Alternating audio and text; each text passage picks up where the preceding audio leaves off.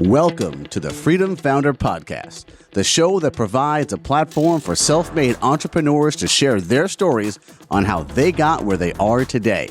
If you're a budding entrepreneur or a business owner looking for further inspiration, education, or motivation, then look no further. This is the show for you. And now, let's get started with your host, Zach Duggar.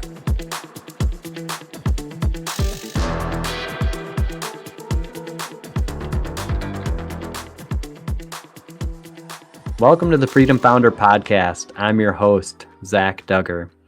Now, I want you to think back to one of the most challenging situations you experienced, perhaps the worst you experienced in your work or business life. How did you handle that? Did it go well? What was the end result? And were you able to then tell that story to others in the future? Or did you hide it, kind of brush it under the rug? Now, my guest today, Matt Shoup, is someone who did take the story, not initially, and begin to learn to share that as part of his client sales process to be able to relate to individuals and help them understand that they have the ability to correct a very difficult situation. Now, Matt, thank you for joining me today. Zach, thanks for having me on. Really excited to be here to talk with you. Absolutely. Now, I appreciate the fact that you sent me the book, Painted Baby, that I was able to read through that and get an understanding of kind of what you went through in your own personal process of a business and learning how to utilize some of those challenging situations in your sales and your marketing and sharing with others. Yeah, thanks for taking the time to read it before. Yeah, it's been an interesting journey. That was one of the key turning point moments in our business where it really opened my eyes to another way to do things that we tested. Yeah. And it's just a human component that we really forget and miss in business when we're so focused on driving sales and closing deals and growing the business. And it was a step back to humanity and the basics of it. Absolutely. Now, before we get into that, I'd like to just get a little bit of a glimpse into your history so that our guests understand where you're coming from.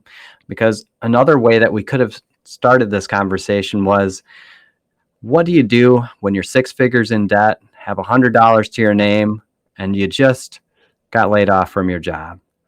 Now, that also relates to your story. Now, we'll get into a little bit of those details, but I want to just get a little bit of the highlights so that we get an understanding of where you came from to get to where you are today.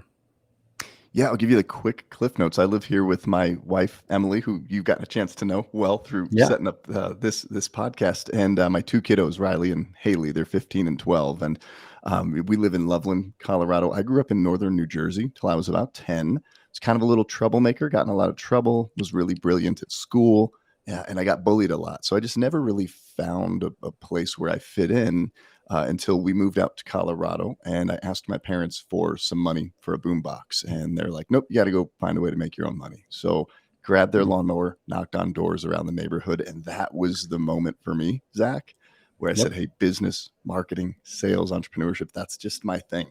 And it's what gave me a sense of identity and success. I set a goal and I hit it. And I just, I went to school to go to school, and then I went out to work. And that, turned into some hourly jobs growing up through middle school, high school, graduated. And then I went up the road to Colorado State University and got hooked up with a college painting company. Kind of cut my teeth in that business during college, not thinking I'd stay in it. I thought I was going to, leave college and then go get a nice, shiny, exciting, banker's job, big corporate job, big paycheck, doing mortgages, and absolutely hated it. Yeah, hated it. It was very much the same sit down, shut up environment like I was in school. And we just didn't get along well. Yeah. And got laid off March of 2005 after I'd made a bunch of money in college painting, spent more than I made, and was just married. We bought a house. We were already upside down just by buying the house the way we bought it, back in 2003, 4. And back was against the wall, man. And that's when we founded our first official company. And then it's been close to 20 years we're coming up on from that moment. And we're still just going, just driving. Yeah. I like that story starts when you're young, when your parents tell you, you can get a boombox, but you're going to have to earn it. Go for it, man. You're going to have to go out and get the money to do that. And so you got that motivation early on to go out and to mow lawns and to knock on doors and to get customers and clients, and then getting into that painting business as a college student to be able to learn that whole business as well in the process. Somehow got off a different track to a different track, thinking that was the right route, that mortgage industry and financial world. But the suit and tie is not for everybody. That is for sure. No, I wear ties very limitedly. There's the Feria de Sevilla, the Fair of Seville in Spain, that I'll go to every couple of years. That's like one of the only times I wear a tie. Nice. Yes. Well, there are special occasions, so I appreciate that. Now, your company that you started is M&E Painting, which Matt and Emily, I love that. It's M&E. And was there a reason why you decided with that name? It was really funny. So I went out and I got laid off mid-morning, had to drive home, grabbed an early lunch, told Emily what was going on. And she's like, we got to go figure this out. And I just started knocking on doors. That was the first thing I came up with. I didn't sit down and have a strategy session or worry about any of that. It was, hey, it's me and you, Matt and Emily, let's call it M&E. Yeah. And then we set it up. And again, like I was so naive and new to the business. I don't think we had even purchased like a domain name yet or anything like that. It was just, we need to make something happen pretty quickly. Yeah. Yep. Absolutely. That really most often does involve just getting out there and doing the work, not all the, the sales and marketing, that is part of that process as it comes along the way. But when you're first out there, you just need to get out and do the work and get people, get clients, get the customers. Yeah. Now, sales and marketing, though, there's a lot of ways that people can take that. What were some of the early strategies that you attempted to utilize in your business? The early strategies that I used. So as a kid, I was very I just liked doing it. Not too many people did, but I was not shy to just knock on a door, right? Hey, can I cut your grass, shovel your snow? We had the magazine sales at school. So I was used to that. That's what we did in the college painting. So, that was really all I ever knew. And, back 2003, 4, 5, the internet and all the social media, that really hadn't picked up like it has today.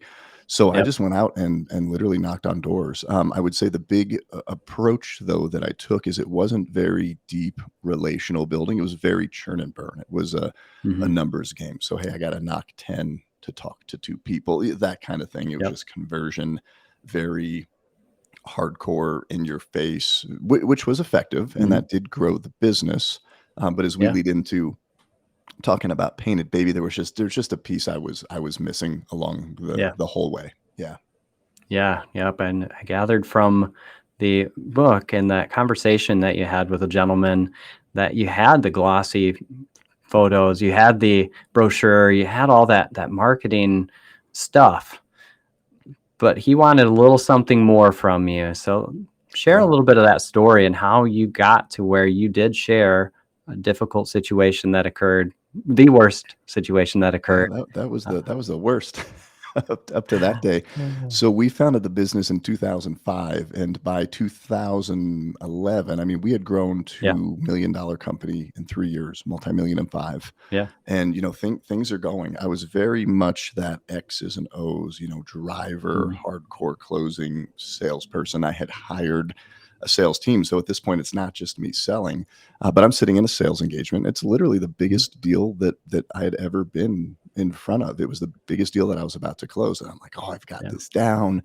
We've painted for this guy before. I've got the shiny marketing brochure. I've got everything lined up to close the deal. Right. So I get out there and I can't remember how I asked for the business, but I'm going to do this close now. The either or, would you like to do this option or that option? And he wasn't having it. He pushed the contract across the table. And we kind of back and forth for a minute. And he goes, Matt, one thing you've never really shared with me that I'd really be interested to know is like, here's all the great stuff you've done. Right. And we had even put a picture of a project we did for him in the shiny marketing sales packet, the sales slick. He goes, tell me about a time you screwed up and what you did about it. And I had never been asked that before, like literally had never been approached with that question. So I kind of stopped dead in my tracks. I go, you want to know about a not good experience? He said, yep. So I shared about a time we painted the wrong color on a house, which isn't that big of a deal, honestly.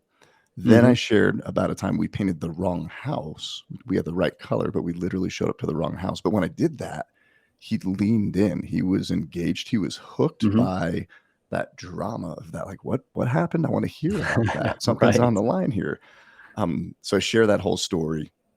And he goes, I'm still not convinced. I just feel like you've got something better. And what had happened was 3 years before this sit down in 2011, we were painting a house. We painted a number of houses on one particular street after a big tornado and hailstorm that Mhm. came through.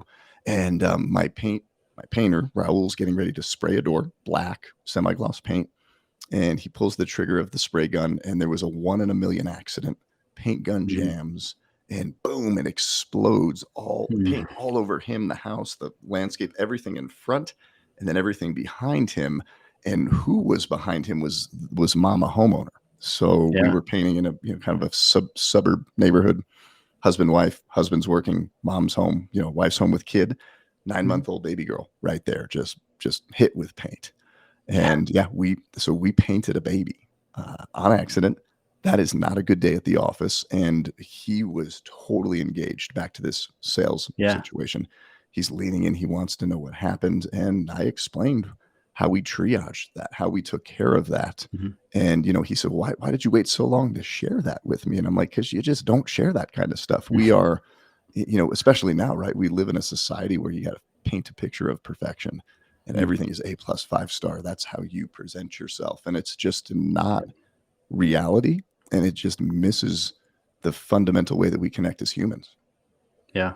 It's like, I Yeah. want to know your plight and how you dealt with it. And you want to know mine. And I noticed and I saw and observed that in that engagement. So as we're going back and forth, like the win is that he ends up signing the contract. He says, you're the kind of Yeah. guy I want to do business with. If that's a bad day and that's what you were faced with, and that's how you handled it, you're my kind of guy. And I was initially shocked. I go, what just happened? Mhm. But then I walked out of there, brought it back to the team, and then we slowly started experimenting, sharing that story in different ways, into our sales process, and it raised our close rate. It raised our ratios significantly, and we Yeah. didn't change anything else. Absolutely. Now, my interest is again piqued. I know what happened, but I know our guests don't always all know because they haven't read your book yet. Yeah. What did happen? How did you resolve that I situation? should probably share, right? So first off, baby's okay, right? No baby was harmed in the story or in the cover. The girl on the cover of the book is actually my daughter Yeah. Haley, and that's a fun story that we can get to. But what happened was I was about 20 minutes away doing a bank deposit in another Yep. city, and my phone keeps ringing. It's Raul, and he's calling and calling and calling. I said, man, stop calling, I'll call you back. And I finally buzzed him back after 10 minutes of like 10 different phone calls he made to me. And he's just, Mateo, come quick, the paint, Mhm. the boom, the baby. And I'm hearing just pandemonium and chaos. And he goes, Yeah. I paint the baby. So I I rush over to the job site and I pull up to the house, and there's just a big trail of black paint coming from the Yeah. driveway, right? Because they had pulled everything. It was the backyard, out of the backyard, just paint everywhere, all Yep. over his brother, Raul. Mhm. So Bloss is Raul's brother. Sorry. So I follow the paint trail, and Raul's just back there cleaning up the paint. Mom's already in Yep. the house with the baby. So again, like when that happened, we said, "Hey, what is the severity of this? Who was affected?" Because the stuff that we had to fix, that's replaceable, right?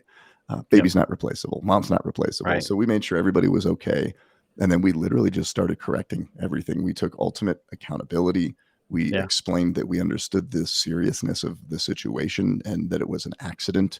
We just emotionally checked in on, mom and baby, and made sure everybody was okay. And then we said, hey, here's what we're going to do. Here's how we're going to do it. It's going to be little inconvenient for a while, little messy as we get this cleaned up, but we did. And we Yeah. just took those steps forward. So yeah, in the book, I share the process of, you Mhm. have something like that happen that's not planned for. It's a bad day. Things are on the line. Here's the steps that Yep.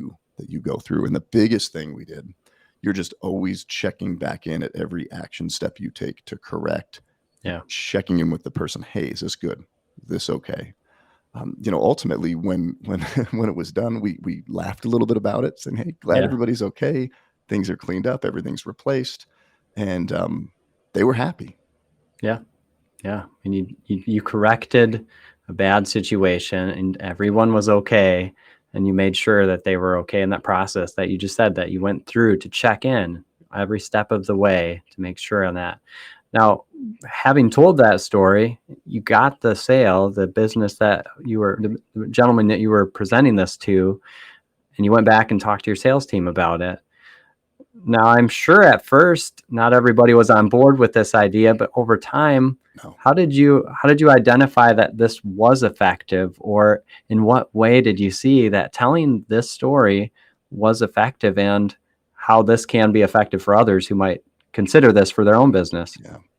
It was really funny because I came back and I go, "Hey, we're going to change this process up a little bit." And they're Yeah. like, "Matt, we're following the process that you showed us." So you build a sales team, right? In any organization, there's that sales leader. They go, "Hey, here's the process. Here's the vibe of how we do things." And everybody kind of has their own little twist and spin on it. But Mhm. they said, we don't do that. So they didn't know how. At first, they didn't know how. I came back and we had a little whiteboard, like a sales whiteboard, and we Mhm. back in the day write the jobs on the board. They're like, "You got that one? How did you close that one?" And I said, "Well, I told them painted baby story." They're like, "What? What do you mean?" I go, "Well, I'm just going to go try it on my next 10 appointments and see what happens." And at Yeah. first, I had to figure out the process. I thought it was just, hey, share disaster, more business Mhm. comes your way. But that's not how you do it, because I went out and then I went 0 for 10 or 0 for 8, I think it was. I went out Yeah. that next week and I was so excited to share the train wreck. I forgot to build in all the greatness of of the Mhm. company. So I slowly trained the team and then took the team out and we just started tracking it. There was definitely some resistance. We Right. had had a new salesperson come in in and during that process. So one of the things was he didn't know otherwise. He didn't have that history of the kind of older way that we did things. So we kind of tracked the existing sales reps and estimators while they Yeah. were going through it with our new rep. And that new rep took onto that pretty quick. Mhm. And it's just Okay. the typical, like it's the under promise, over deliver, right? Like you want to go out, Yeah. you want to show the features and the benefits and why you're Yeah. great and why you're different. But there's just a point in that process before you ask for the business where you go, "Hey, can I share a really quick question? Like, here's Bob Jones's house over here. Looks great, A plus 5 star. We screwed up once really bad. We painted a baby. Can I share that with you?" And everybody leans in and they say, "Yes, we want to know." And it's like, we're not perfect. If this happens, you take them to that place. This is how Yeah. we would deal with it.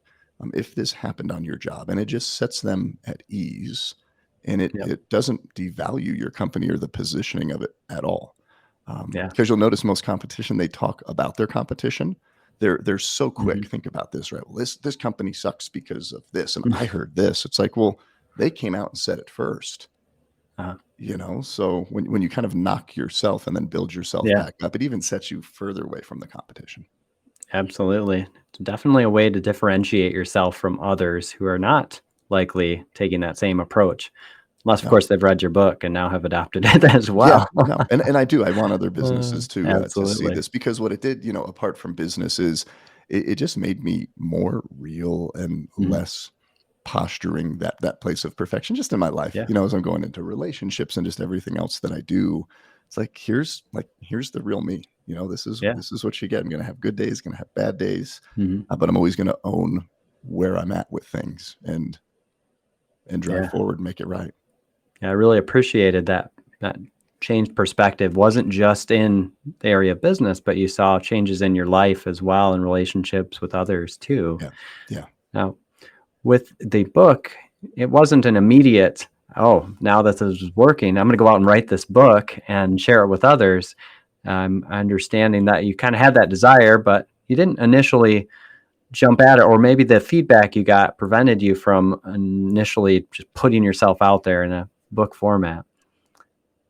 Is that? Yeah, yeah. The authorship journey. So in 2011, I wrote "Become an Award-Winning Company." So Mhm. it's a business book that teaches business owners how to go out and win business awards step by step. Okay. The importance of it, the return that you get on it, how kind of just a missed niche Mhm. that is in business. It's really easy to plug into.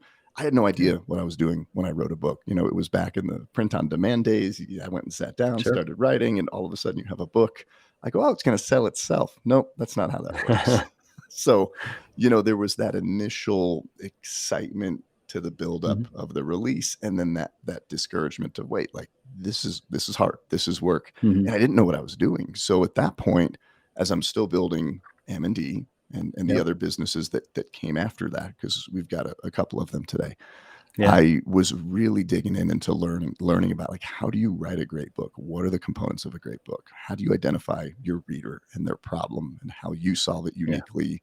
And then you've got to go out and, like, do what we're doing today, right? Is Yeah. share that I have that Yep. book and you should read it and it's great. So Absolutely. Yep. yeah, the Painted Baby released this year, so it was beginning of 2023, but I started writing it, thinking about writing it, and then starting to write it in 2015, 16. So we're Yeah. talking 6, 7 years that it took. Okay. Yeah. Yeah.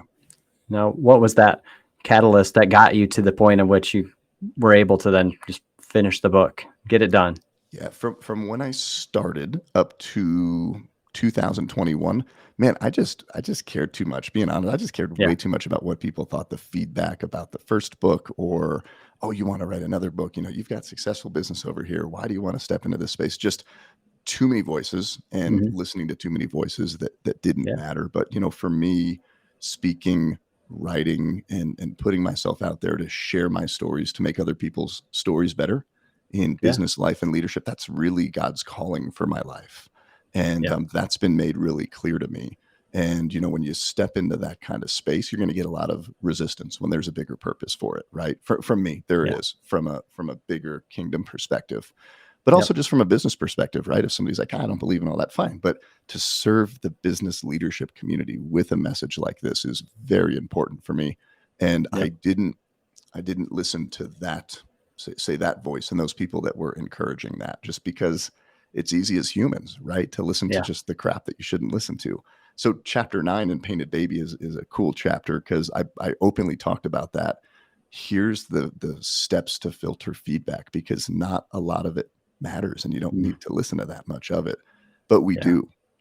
Right, because, like, we're in this society where everybody's perfect and everything on social media. It's like, oh, look what I've got. Look where, and nobody sees the work to get there. So you kind of start feeling bad that you're not there. And then you're going for something big, not realizing all the work in front of you, and somebody else who failed at it, who just wants to make you miserable, starts chirping in your ear. And it's just this cycle that we Yep. have to break away from in whatever it is that we're pursuing. Yeah, absolutely. Now, it's clear from reading the book that you have a message to communicate to people. So following that God-given purpose is something that's clear in the work that you're doing with that book. And also, just to clarify for our listeners, are you now working with other business owners, individuals? Are you helping people in that process, speaking engagements, and kind of bringing this message out to others to help them in their work that they're doing? I am. Yeah, I'm speaking about it a lot. I've got some Yeah. speaking gigs, coming up on the speaking circuit. So that's been really fun. We actually have a podcast as well. It's a Gentle Art of Leadership. So it's a Okay. business and leadership podcast. So big things I'm focusing right now on are speaking, promoting Mhm. the book, and launching the podcast. Okay. That's great. And I love that. And I love that just being able to step outside into another area. Like you said, people were questioning that. You have successful businesses. Yeah. Why are you making this decision to do this? But following your heart and God's direction for you is something important to you. And that is something that you can gain more satisfaction out of when you're in that flow. So, Matt, I want to ask you a question that I like to ask all of my guests. If you were to be handed $1 million, no restrictions attached to that, how would you use that money to invest in your business or another endeavor, and why? Yeah, I love it. I would make sure every business were in different cash positions, right? So I Yep. would get all those business to really healthy cash positions. I would take a chunk of that and I would invest in some real estate. And then I Yep. would also make sure that I take a chunk in that. One of the things that's just been on my heart, it's been on the table, just now is not the time, is, Mhm. is a nonprofit, a foundation where we can serve people here, especially in the Northern Colorado community, we do a lot of different things with the different moving parts of the business. But, and again, I don't know what proportions I'd break that down to dollar wise, but that's exactly what I would do with it. Yeah, no, I like that answer. I think that healthy cash flow and position in your business is a healthy cash position, giving back into your community. I mean, real estate is also very good long-term investment as well. So I think that's a solid answer, Matt. Now, if our guests want to find out more about you or read more about Painted Baby or the other ventures that you're involved in, what's the best way for someone to connect with you? Yeah, the best way is mattshoup.com. Okay. All right. Excellent. We'll definitely include that in the show notes as well. But please, I would encourage all of our guests to check out mattshoup.com. Check out the book, check out the work Matt's doing, check out his podcast. It absolutely will bring value to you. This conversation today has brought value to me. I really appreciate just having the ability to sit down and talk with you. I'd love to sit across the table and have a cup of coffee, as I know you're also a coffee aficionado. Yeah, we got the coffee bar here. Yeah, if you're ever in Loveland, man, come on by. We'll have you on the podcast. We'll grab some coffee. Being part of the podcast is we're sitting here drinking coffee together. So yeah, absolutely. Anytime. I love that, Matt. And so, Matt, Jesus follower, serial entrepreneur, husband, father, a man of many areas. I would love for people to reach out, follow him, check out his work. It will add value to your life. So, Matt, thank you again for joining me on the show today. Thanks, Zach.